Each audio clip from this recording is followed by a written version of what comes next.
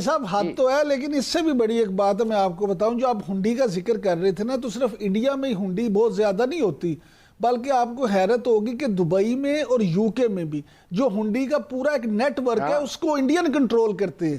تو دوستو FATF کی بیٹھک کے اندر پاکستان کو لے کر فیصلہ لیا گیا کہ پاکستان کو ابھی گرے لسٹ میں ہی رکھا جائے گا، کیونکہ یہی امید تھی۔ پاکستان کو وائٹ لسٹ میں آنے کے لیے کم سے کم 12 ممبرس دیشوں کا سہیوگ چاہیے، اور وہ پاکستان کو کسی بھی حالت نہیں ملیں گے۔ اور بلیک لسٹ ہونے سے بچنے کے لیے پاکستان کو کم سے کم 3 ممبر چاہیے، اور وہ پاکستان کے ساتھ ہیں، جو کہ ترکی، چائنا اور ملیشیا ہیں۔ یہ تینوں دیش پاکستان کو بلیک لسٹ نہیں ہونے دیتے۔ ہو سکتا ہے کہ اگلے 1-1.5 سال کے اندر پاکستان 2-4 ممبر اور اپنے ساتھ ملا لے، بٹ جو 12 ممبر ہیں وہ پاکستان کے پاس اتنی جلدی اکٹھے نہیں ہوں گے، اور اسی پرکار پاکستان گرے لسٹ میں کافی سمے تک بنا رہے گا۔ تو آپ اس ویڈیو کو دیکھیے، اس سے پہلے ہماری آپ سے ریکویسٹ ہے کہ آپ ہمارے چینل کو سبسکرائب ضرور کر دیجیے۔ ہم نکل آئیں گے یا جان بوجھ کے کسی لابی کے تحت پاکستان کو ابھی تک گرے میں سے وائٹ لسٹ پہ نہیں لایا جا رہا؟ میں نہیں سمجھتا ہوں کوئی لابی پہ ہے۔ ہندوستان تو بلیک لسٹ کا ان کا ارادہ تھا، اور اب یہ بلیک لسٹ پہ ہم نہیں جا رہے ہیں۔ شکر ہے، اور بڑا اچھا کام ہم نے کیا ہے، اور جو بھی لوگ ہمارے طرف سے کام کیا ہے ان کو مبارک دینا چاہیے۔ Excellent work. مگر میں 2 چیزیں جلدی سے بتانا چاہتا ہوں جو میں تھوڑا سا حیران ہوں۔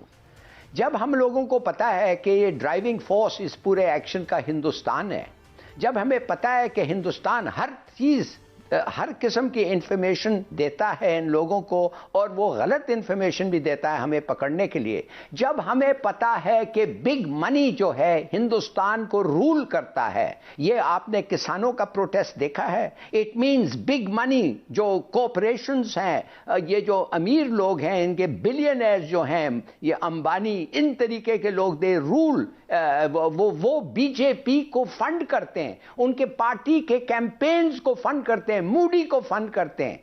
وہ لوگ ہیں جو کک بیکس اور کمیشنز لیتے ہیں، اور اگر آپ جاننا چاہتے ہیں انہوں نے کک بیکس اور کمیشنز کدھر لیا ہے، یہ ایک ہال مارک بن گیا ہے مودی کے ڈیل پہ، رافائل کے معاملے میں لیا ہے۔ اور آپ یقین کریں گے کہ یہ جو رافائل فائٹر ایئر کرافٹ سے کک بیکس اور کمیشنز جو ملے ہیں تھینکس ٹو مودی کو اور اس کی پارٹی کو، ایک قانون انہوں نے ابھی پاس کیا ہے کہ کوئی آڈٹ نہیں ہو سکتا ہے، کوئی آڈٹ نہیں ہو سکتا ہے گورنمنٹ پروجیکٹ کا جب تک گورنمنٹ اجازت نہ دیں۔ اس کے مطلب یہ ہے کہ جب تک چور آپ کو اجازت نہ دے کہ اس کی چوری پکڑے، آپ اس کو پکڑ نہیں سکتے۔ یہ کیا ہے؟ یہ ہنڈی، آپ کو پتا ہے ہنڈی میں جدھر ہنڈی ہوتا ہے منی لانڈرنگ ہوتا ہے، ہمیں جانتے ہیں۔ ہمارا اگزامپل یہ ہے، انڈیا میں وائڈ رینجنگ ہنڈی ہے، کیوں نہیں بھائی پکڑتے ان لوگوں کو جو بی جے پی کے ساتھ ہنڈی کرتے ہیں؟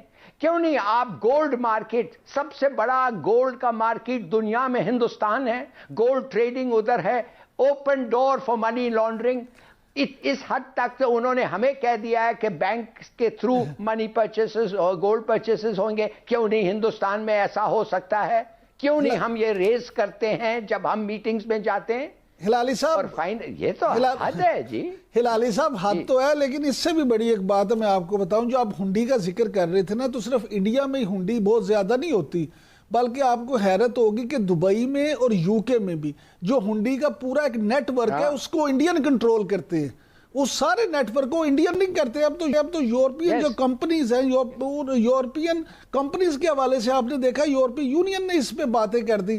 لیکن میں آپ کو انٹرسٹنگ بات سنانا چاہوں گا فیٹف کے حوالے سے، کہ جب اعلامیے کے بعد صحافی وہاں موجود تھے تو ایک انڈین صحافی نے پہلے فیٹف کے چیئرمین سے پوچھا کہ جناب پاکستان کو آپ نے بلیک لسٹ میں شامل کیوں نہیں کیا؟ تو اس کے بعد انہوں نے اس پہ جواب دیا کہ اس لیے نہیں کیا کہ انہوں نے بڑا اچھا کام کیا، اور مزید بھی انہوں نے یقین دہانی کرائی ہے کہ ہم مزید بھی جو 3 پوائنٹ رہ گئے اس پہ بھی کریں گے، اور ہمیں امید ہے کہ وہ کر لیں گے، اور یہ وقت بھی کسی کو بلیک لسٹ میں ڈالنے کا نہیں ہے۔ اس کے بعد ایک پاکستانی صحافی جو وہاں موجود تھے، انہوں نے بھی پھر اس چیئرمین سے، فیٹف کے چیئرمین سے سوال پوچھا کہ جناب ہمیں بھی یہ بتا دیں کہ انڈیا جو ہمیشہ دہشت گردوں کی سپورٹ کرتا ہے، تو آپ نے انڈیا پہ فیٹف کے حوالے سے اس کو گرے لسٹ میں کیوں نہیں ڈالا؟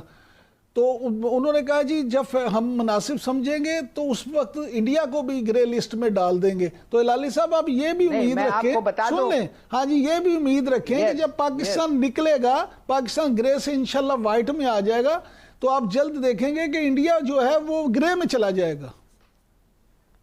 انشاءاللہ ایسا ہوگا، اور سنا ہے کہ جون میں یہ ہونے کا امکان ہے. مگر ایک دو چیزیں آپ کو میں جلدی سے ابھی بتا دوں. بہت سارے اسمگلرز ہیں ہندوستان، بڑے بلینئرز ہیں جو باہر ملک کے بھگوڑے ہیں ہندوستان سے، ان کو پکڑا جاتا ہے. ان کو جب پکڑا جاتا ہے تو وہ واپس ہندوستان ان کو بھیجا جاتا ہے، جدھر وہ ایک ڈیل کر لیتے ہیں گورنمنٹ سے، اور کچھ دیر کے بعد وہ نکل جاتے ہیں، مانے گورنمنٹ کو پیسے دے کے نکل جاتے ہیں.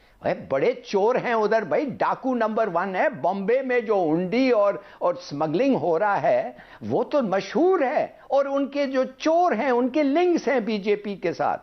تو معاف کریے، میرے خیال میں ہم جب جاتے ہیں ایسے میٹنگ کو، ہمیں اٹھ کے کھڑے ہو کے کہنا چاہیے، اور ہمارے جو دوست ہیں ان کو بتانا چاہیے، اور ان کو کہنا چاہیے let's take a joint stand.